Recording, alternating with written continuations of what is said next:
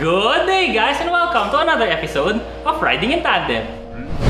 RIT, Riding in Tandem, RIT. With me, RM, at sa episode na to, pag-uusapan natin ngayon ang mga China cars. Okay pa rin ba hanggang ngayon? May special guest din tayo ngayon, si Sir James at si Sir Paul. So, my name is Paul. So, name po ng channel ko is Test Drive PH. My name is James and ang name ng channel namin actually is Keep It Social. So ano yung meron sa Keep It Social Philippines? Basically ngayon, sir, ang ginagawa namin sa Keep It Social is anything under the sun. Okay.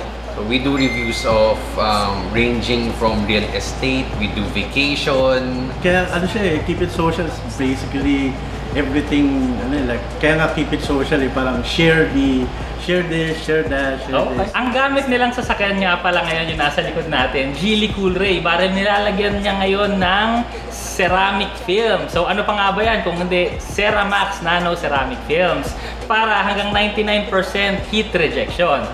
Pero sir, kasi ang usapan kasi natin ngayon, China cars, di ba? So, Sir Paul, sa'yo, Geely Coolray. Sir, sa inyo, anong nga ba ulit kotse nyo? Cherry Tiggo 8 Pro. So, kasama natin ngayon mga first-hand users ng China cars. So, ilang taon na muna, sir, yung sa inyo, yung Coolray? Sa December po, 2 years na po yun. So, how about yung sa inyo, sir? Ilang years? Going 5 months. Oh, okay. So far, no? May problema ba kayo sa kotse nyo, sir? So far? So far, wala talaga. Siguro yung one lang is yung nakalimutan nila yung wiper, yung tubig sa rear wiper. Nakalimutan nilang lagyan? Oo, nakalimutan nilang lagyan. That's it. Na yun, sir! Ayaw lang yung pinayos ko siya, walang tubig. That was it. So, okay, sir. Honestly, may isang time na yung camera 360, yung 360 cam ko, nag-blackout siya lahat. And kinabahan ako. So, unang-una kong ginawa, holiday yun tapos Sunday pa yun. Minessage ko na agad yung ahente. Nagulat ako, nag-reply siya agad. Sabi niya, okay na yan sir, dalhin mo agad dito, papalitan na natin. Okay. Sabi ko, sige. Tapos pagka, tinry ko munang hindi ko pa na-try mag-on and off Okay. So, pag on ko, bumalik na. Okay.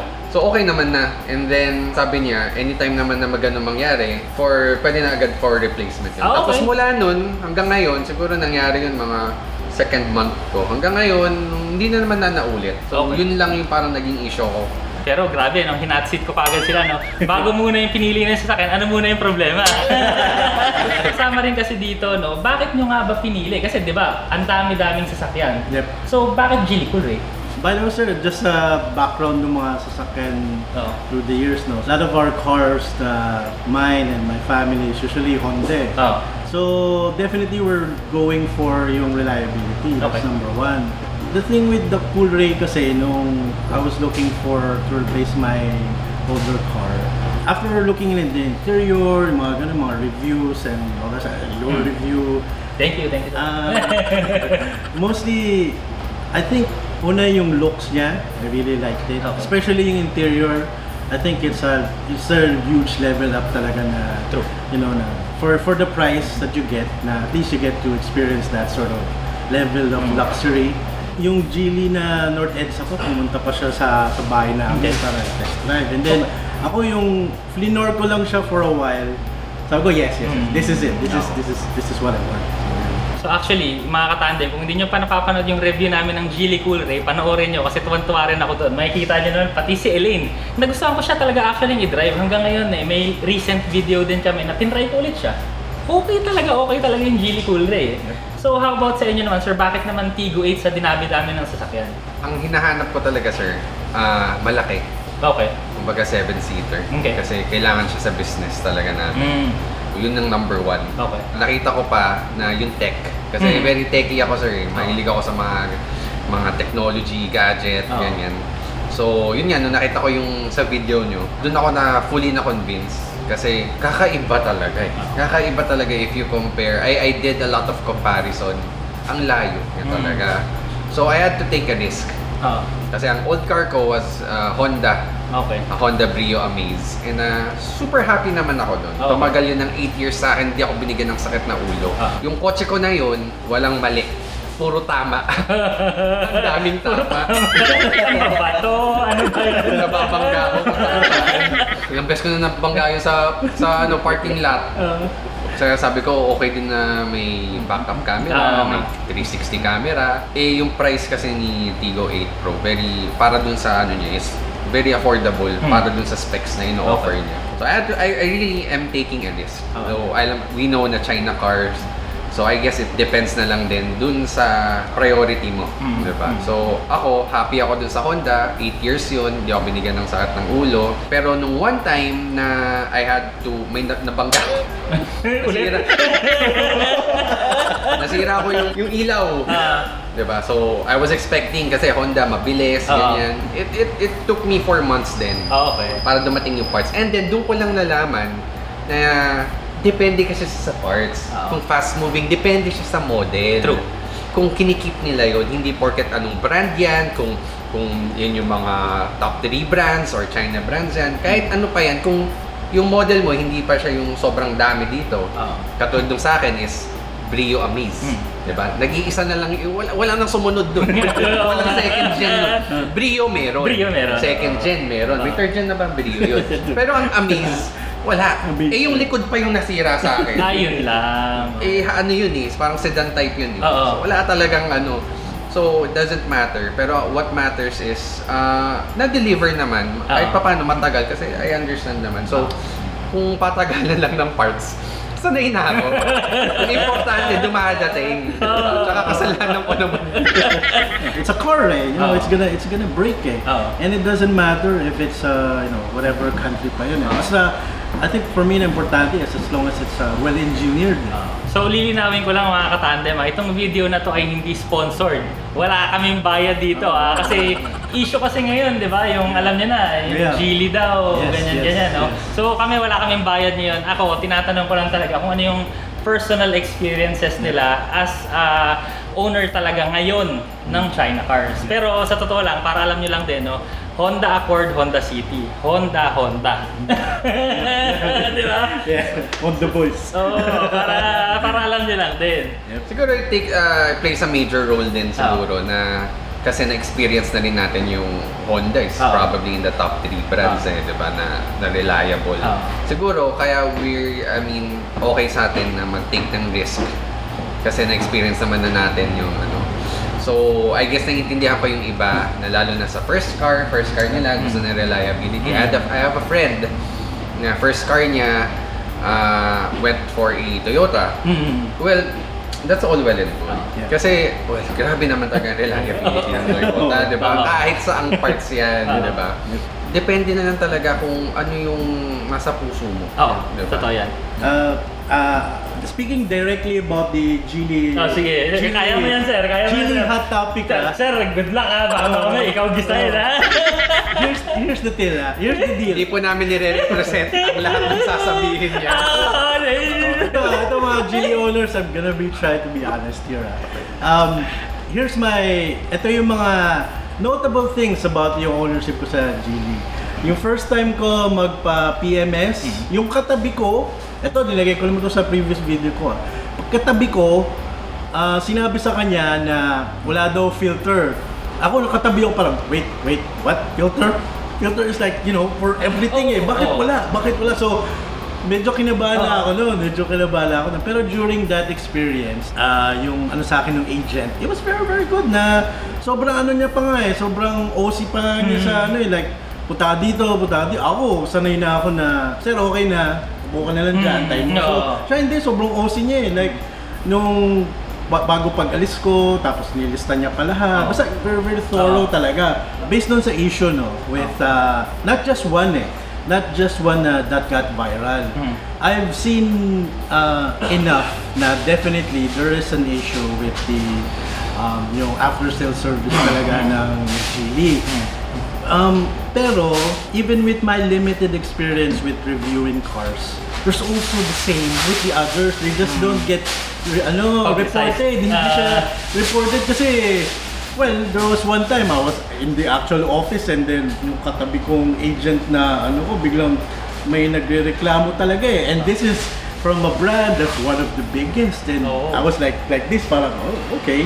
It doesn't matter It doesn't really matter Kaya sabi ni James na okay, nasanay na tayo na Honda or whatever brands na we sort of expect na it's reliable, and definitely any car buyer would definitely demand na after sales service. So definitely there's room for improvement for everyone. Pero let's not just cancel it out just because of one. For me lang, do your research. Check reviews, check yung groups. Yun yung importante. Ito, actual owners and stuff like that. You do your due diligence, di ba? Diligence. Diligence. And you do that, and I think most people naman, I think 90% of people, they will help you naman. Oo naman. They will help you. Ako naman may tanong kay Sir RM. So sa dami-dami mo nang na-review, siyempre, di ba? Dami mo na iba't ibang brand eh. Ano naman ang say mo? Yung ano mo talaga, honest opinion mo so far sa mga China cars? Actually, yung yung quality, build quality, sinasabi nila China, walang kwenta yan. Aminin na natin, yung mga ganyan talaga, di ba? Ang daming nagko-comment sa comment section namin, ganyan. Pero sa totoo lang kasi pag ginamit mo, magandang gamitin, yung build quality, hindi yung mga nanginginig-nginig. Pag kinatok mo naman, makakapal naman yung plastic. Geely Cool Ray, grabe yung pintuan yan, pag sinara mo parang rep yan.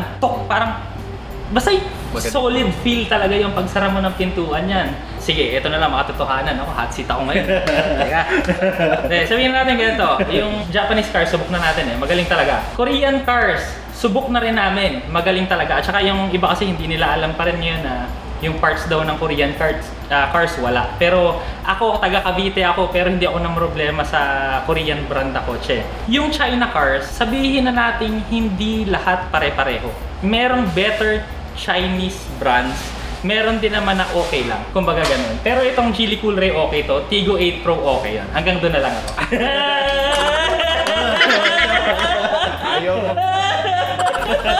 Which means naman na at least everyone needs improvement.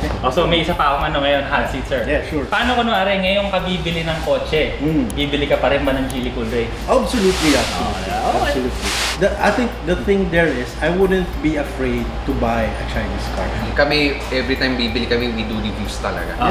Mahilig talaga kami mag-reviews kasi that's the fun part of buying something. Tama. Pero in the end, we fell under China cars kasi talagang nakaka-inlove. We don't care as long as it's a well-engineered car, and it's a good car. A good car, I think, still do. Pero yeah, like I said, we're not suggesting na hindi dapat mag-improve yung other cars. They definitely should. Kasi like I said, you really should demand na yung after-sales service needs to get better for not just Geely and everyone. And siguro, and I sort of agree din, sir, dun sa sabi nyo na may brand, minsan nga baka yung dealership pa, there's somebody who's better, somebody na. Hindi ko lang sabihin ko sino yun, pero that's how it is Kaya, ayun. Pero for me, Pero pinakamaganda siguro talaga, sali sila kumari, interested kayong kumuha ng Chinese cars. Para magkaroon kayo ng background, kahit wala kayong background, sumali nga kayo sa mga groups. Kasi doon sila nag-uusap ng, hey, ito may ganyan, ito yung ganito yung ano pala, ganyan. So sila yung mas nakakalam. Kasi kami honestly, syempre nakukuha namin yung coaches mga 1 linggo. So nararamdaman namin talaga. Pero yung long term na review kasi, kumbaga yung talagang long term kung ano nangyayari doon sa sasakyan, syempre hindi rin namin masabi yun, di ba? Tapos isa pa, yung after sales. Wala naman akong ganong sasakyan, kumbaga bakit ko ipapa-tune up ko ba yung yung kotse nila? So syempre hindi ko rin masabi yung ganon eh. 'Di ba? Pero ito, 'yun, sa mga groups or sa mga owners talaga, yan yung mas maganda, mag-research din kayo, magtanong kayo sa kanila. Reviews din talaga. Yan. Lalo na coming from Sir RM, ang dami nang na-try na kotse. Huwag lang kayo may kinig din sa just because of one review, yun lang. I mean, you should one bad review. You should consider definitely, pero please do your own research talaga and how you feel about it. Yun lang naman talaga. Tsaka pinaka-importante sa akin pag bumili ka ng sasakyan, yung tibok talaga ng puso mo. Exactly. Kasi kunwari nagustuhan mo to ito gusto mo Siyempre, ba't mo susundin yung gusto ng iba? Diba? So, yun lang naman. Ako, to be honest sir, yung Cherry Tiggo 8 Pro ko, hindi ko siya na-test drive. Pero pinili ko na siya. Okay. Buti na lang maganda. Test drive niya sa akin. Kasi, yun nga, coming from yung mga Yung mga nagbibigay ng honest review and trusted reviews. Dapat yung mga reviews na ano nyo, yung the one you trust, di ba? Sir RM, dito kay Paul. Si Paul kasi na-drive niya na. Kilala ko si Paul personally and sinabi niya sa akin nung tinanong ko, "Man, dude, go! Ganda, sobra." Sa reviews ni Sir RM, na ano, parang ako, since trusted ko naman sila, na-sure na ako. Pero buti nila maganda. Una ko na-drive yun nung binili ko na yun. Pero okay naman yun, no? Pero kung ako kasi, ang ma-recommend ko rin sa mga nanonood nyo, no? Test drive nyo para ma-feel nyo talaga muna yung kotse bago nyo bilhin. Yung maganda ngayon sa YouTube, sir. Kasi ang daming reviews, ang daming iba't ibang opinion, hindi naman gagaling sa isang tao. So parang kahit pa paano, pag nagbigay pa sila ng review na ganito, malakas yung torque, hindi matagtag or matagtag, ganun. Parang nakaano mo na eh, di ba? Medyo nakaano mo na siya eh. So kung wala kayong access, di ba? Pwede na rin doon. Pero syempre, mas maganda talaga i-test drive nyo. Oo. Punta kayo sa dealer kasi usually meron namang mga test drive units yung mga dealer. Magtanong kayo. Yun yung importante. Kapalan nyo mukha nyo, magtanong kayo. Ayun. So ngayon, meron pa ba kayong last word sa ating mga audience tungkol sa China cars? If you're buying any sort of car, as long as you know that it's well-engineered, tapos you do your research, and and then sabi ni Sir RM na if your heart says so, I think you should just go for it. Yung after sales service and stuff, you know, it's one thing na it's nothing to be worried about. It shouldn't drive your decision buying a car. It should be the others. I mean, shouldn't be the only thing. Hindi lang sa brand yun. Nasa dealership din yun. Oo, totoo yan. Number one. Kinuha ko yung Honda ko, hindi ko na sabihin kung saan. Maganda yung Honda, definitely hands down. Yung dealership.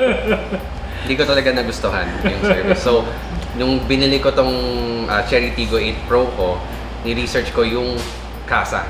Kung saan ko siya bibilin. Yung dealership kung saan ko siya bibilin. Pati sumali ako sa groups, binasa ko kung itong ano na to, okay to. So, shoutout pala dun sa ahente ko, si Miss Julie Ann Peña. Sobrang ano, kahit holiday, Sunday, nag-reply siya sa Cherry North EDSA. At saka shoutout din natin si Ma'am. Yun. Shoutout po sa aming mga commander. Right here. Right here. Wala kami ibang pinuntahan dito. So ako naman sir, outside the box lang muna ako. Kasi kumbaga, kung meron kayong naririnig na mga parts, wala yung parts. Baka may nanonood na businessman ngayon, pare, parang oras mo na yatang magbukas ng parts ng China cars sa Banawe. Di ba? Para pagka sinabi, meron na sa Banawe yan, sa'yo yun. Di ba? Opportunity. Di ba? So, yun. Maraming salamat mga katandem. Sana nag-enjoy kayo sa video namin. At teka lang, wait ha. Mag-subscribe muna pala kayo ulit sa kanila. Sir, yung channels nyo ulit, yung mga social media outlets, saan? Test Drive PH sa Facebook, sa YouTube, sa TikTok. And, Keep It Social Philippines. YouTube, TikTok, saka Instagram. Yep. Ayun, alam niyo na. And syempre, thank you so much. Maraming salamat. Thank you so much. We never dreamed to be here. Grabe ka naman, sir. But and we're really honored. Thank you so much. Sa uulitin, sir. Maraming salamat din sa pag-guest. So maraming salamat ulit mga katandem sa panonood. Sana nag-enjoy kayo. Next video na! RIT, riding in tandem. RIT, riding in tandem. RIT, riding in tandem. Siksik na impormasyon mula kay RM at Elaine.